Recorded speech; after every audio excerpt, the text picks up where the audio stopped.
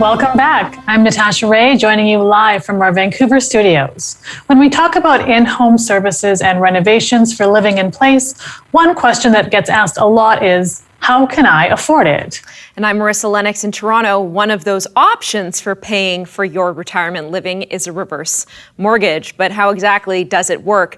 Yvonne Ziomecki is the Executive Vice President of HomeEquity Bank and the co-author of a new book called Home Run, the Reverse Mortgage Advantage. Yvonne, it's so great to see you. Congratulations on your new book. Tell us a little bit about it. Great to see you too, and I'm so happy you were able to pull this summit together between Toronto and Vancouver and bring this very important information to everybody. So, we didn't let a good crisis go to waste last year. Steve Ranson, who's our CEO, and I spent a year writing a book about aging in place, about retirement. And it got published earlier this year. It's called, as you said, Home Run, the Reverse Mortgage Advantage. It's a really easy resource for people in retirement.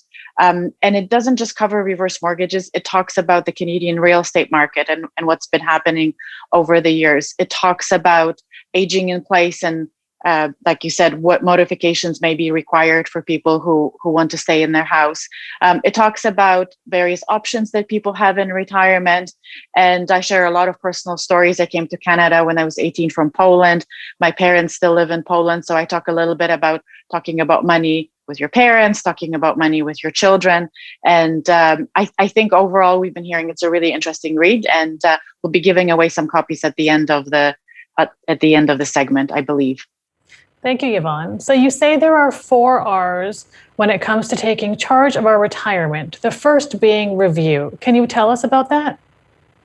Absolutely. So it's not really just for people in their retirement. Everybody at any age should be reviewing their financial situation, but especially if you're transitioning towards retirement and into retirement, it's time to review. So you should review, what do you have? What are your assets? What are your liabilities? What are the bills that you're paying on regular basis?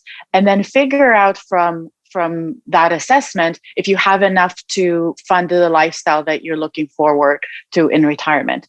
The other thing that you should be doing is you should be looking at how you want to live in retirement. So, do you like your current neighborhood? Do you like the amenities that it offers? Are your friends nearby? Because I think when you do that part really, really well, then you're much better set up for taking the next step and making the right decisions for yourself.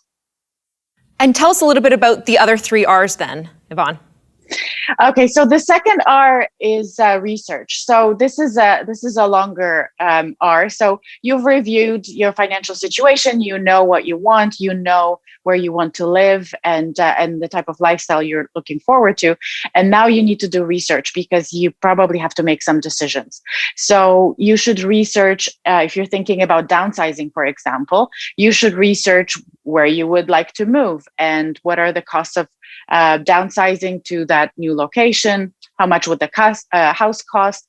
And then do some pros and cons, because there are financial considerations to downsizing and there's also emotional considerations to downsizing. But I think that's why we say in the book the research part is really important to learn about all those things. You should also look at what your financial situation looks like and what are the other options that you may have. So if you have an existing mortgage, for example, or if you have credit cards that are outstanding, you should be looking at what are some of the options, financing options for you. So are you paying $24.99 on your credit card? Are you getting a line of credit? Are you getting a loan from a private lender, for example, for 10 or 12%? And then look at the pension income that you're bringing in. Can you afford to service your loans and your debt a little bit cheaper? So in that research part, you're also looking at here we were showing the different types of loans and mortgages that people can take and what the different interest rates are. You should also research for staying in the house that you want, what you want that house to look like. So that's where Wellwise or your other partners come in, where they can make modifications to the house. So if you're looking to add a ramp, it may start at $2,500. If you're building an elevator, it may be $20,000. If you are having someone to come in and just do light housekeeping, a little bit of cleaning, a little bit of cooking, maybe that could be $500. And if you're going towards a PSW, so personal support worker, that would probably be around $3,500. So that's the research part where you're trying to figure out what your retirement is going to cost, what it's going to look like, and finding best choices. And the last thing, I know I've been talking for a while, the last thing is, consult your kids, consult the family, get quotes, get references for the tradespeople that you will have coming to your house. Never, never, never pay upfront a full amount, and make sure that you have a contract. Those are really important parts of this phase in retirement, where you're staying in your home and you're making modifications. And how does someone get started? Do you start with getting an estimate, and at what rate are you looking for? When it comes to reverse mortgages, you mean? Yes. Yes. So the third R would be reverse. So a lot of people in retirement own their own homes, and you don't have to own your home outright, meaning you can have a small mortgage or a small loan on your property. And there are two ways. You can give us a call, or you can go online. A lot of customers really like to do their own research. There's a lot of information online. If you come to chip.ca, you will find a lot of information. What you'll find is explanation how the product works, how reverse mortgages work. So you will learn that it's just like a regular mortgage. The only difference is that as long as you stay in your home, you're actually not making any monthly mortgage payments. So whatever income that you may need, or whatever money you were using to pay off a conventional mortgage, now you don't have to make those payments. You stay in your house. You have to be 55 or older. On average, actually, our customers are around 72 years old. And so as I said before, you come on our website, chip.ca, or you give us a call. And the first step is figuring out an estimate, how much money we could give you. So we will ask your age, your address, how much you think the value of your house is. Right now, it's really hard to figure out the value of the house because the real estate market has been on fire across the country. So it may be worth more than you realize, but it's really worth going through that. On our website, you'll also have access to calculators. So you can figure out not just how much money you need, but how much money you're going to have left over down the road. So right now on the screen, we have this graph. So let's say there was a house we could find in Toronto or in Vancouver for $600,000. And then the chart illustrates what happens 10 years down the road. So basically, the best way to think about it is you only borrow a small portion of the value of the house. So if it's worth $600,000 and you borrow $100,000, it's a relatively small amount. At the end of the first year, let's say the interest is 5%, you would owe $5,000 in interest. But if the house appreciates over time at 3%, so at the end of the first year, your house would be worth $618,000. Just a really straightforward math, because interest is only on what you borrow and the entire value of the house appreciates. So if you take that 18 minus 5, you're still ahead by $13,000 just in year one. And then it continues the further it goes along. Now, I'll tell you one thing, 3% is an extremely conservative home appreciation rate. I mean, we've been seeing 10, 15, 20, even 30%. But on average, over time in Canada, CREA says it's around 5.5%. So your house will appreciate by about 5.5%, and you only accumulate interest on the small portion that you borrowed. All right, and of course, the fourth R being relax. So I guess just take a big, deep sigh of relief. Is that? Well, I always tell people that money is good for two things. Money is good for lifestyle, and money is good for relationships.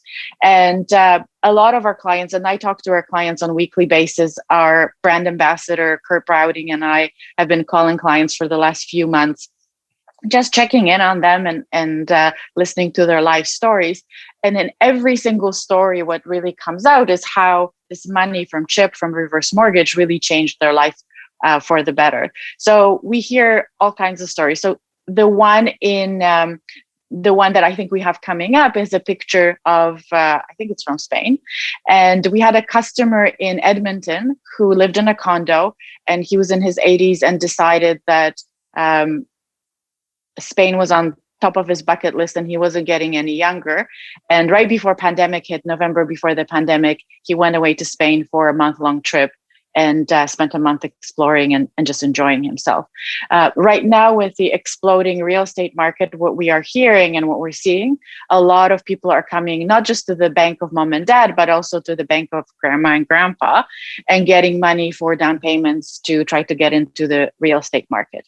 And last but not least, with the pandemic, people, it's the theme of your summit, of your conference. People want to age in place. People realize how much they love their homes and everything about them, and the porch, and watching the neighbors walk by and being able to take a dog out for a walk in the neighborhood.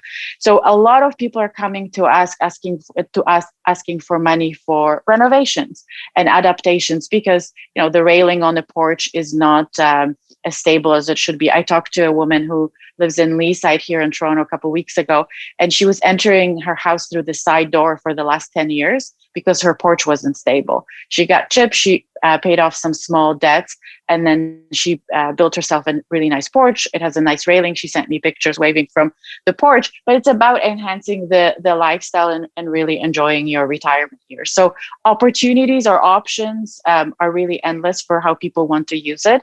And we've been doing this for 35 years. We're really good at it. We love our customers.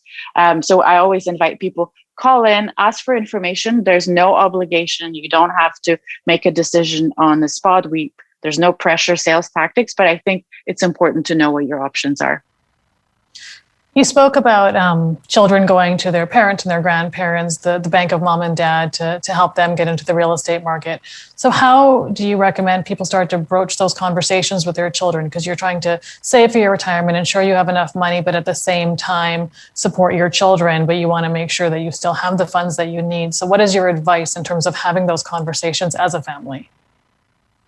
Yeah, so each family is different. So I'll tell you a story, because my parents can't watch this show because they're far away, and they won't say anything. But I talk about this all the time. But even in our family, my parents are not very open about money, and they have 2 daughters. They don't really want us to know too much.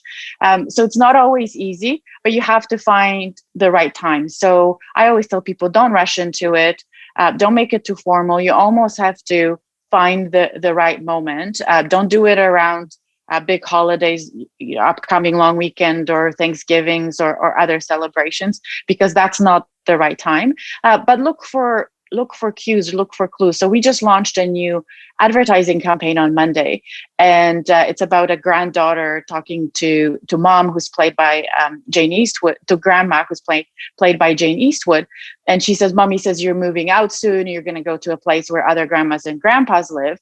And I've got a couple of emails from people this morning saying, I watched this with my mom, and this was a really good conversation starter, because my mom said, well, it sounds like something you would get your daughter to tell me.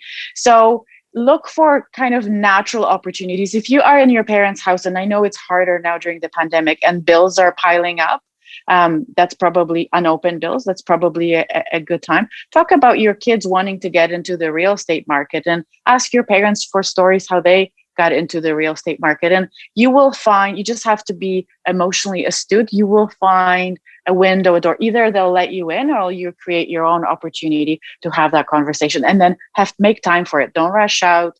Don't force people to make any quick decisions. Just give it time, because people need time to think through, especially financial matters.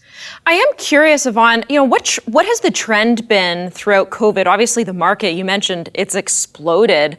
Have people been more interested in looking at this as an option? Absolutely. So in our contact center, which is where people would call to get some information, we can't basically keep up with the demand. Everybody's busy. We're taking a lot of calls. I believe the number of inquiries from customers, just even in Q4 of last year, were up 45% year over year. So Not to say everybody who's calling is ending up getting CHIP or getting reverse mortgage, but a lot more people are considering it. A lot more people are interested. We have adult children calling and asking questions on behalf of their parents. I think that's really a sign of a trend in this market, because again, everybody is feeling safe and secure in their home, and that's where they want to stay.